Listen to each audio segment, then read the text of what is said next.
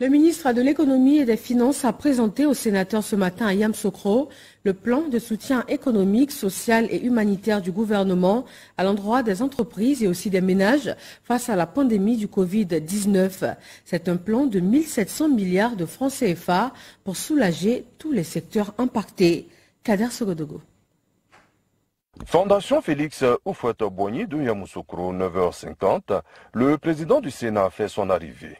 Cache-nez, lavage des mains, la rigueur du moment. À 10h, c'est au tour du ministre de l'Économie et des Finances de se soumettre aux exigences.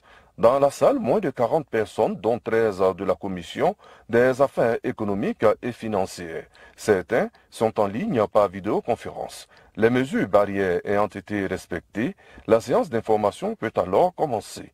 Le patron des lieux, Jano Aoussou-Kouadio, président du Sénat, donne le sens de cette rencontre. Aujourd'hui, contrairement à vos passages précédents, il ne s'agira pas de défendre un projet de loi, mais plutôt de former le Sénat en sa qualité de champ de représentation nationale de la mise en œuvre d'une politique publique, celle relative au plan économique, social et humanitaire mis en place par le gouvernement en vue de soutenir les entreprises, les ménages et le secteur informel dans le cadre de la lutte contre le Covid-19. Dans son exposé, le ministre de l'Économie et des Finances a d'emblée réitéré l'engagement entier du gouvernement de se tenir aux côtés de tous ceux qui sont affectés par la crise sanitaire.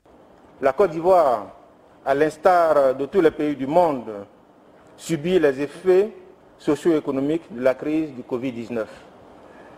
Deuxième message, pour atténuer ces effets, le gouvernement a mis en place un plan de soutien économique, social et humanitaire, dont le montant vous a été communiqué, 1700 milliards de francs CFA, qui vise non seulement à faire face aux effets immédiats de la crise, mais aussi à préparer l'après-crise, en offrant des leviers de relance de notre économie à la fin de la crise.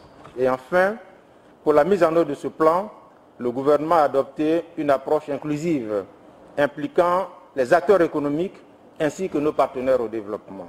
1700 milliards de francs CFA mobilisés pour répondre aux besoins.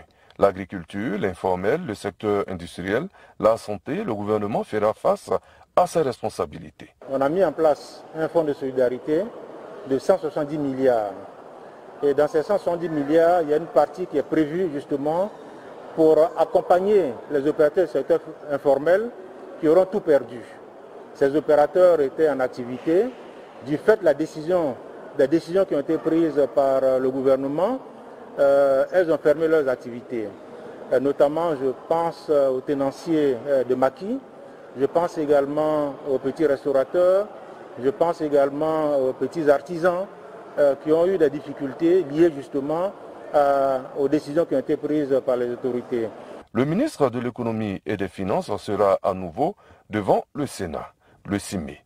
Le ministre chargé du budget et celui du pétrole lui emboîteront le pas.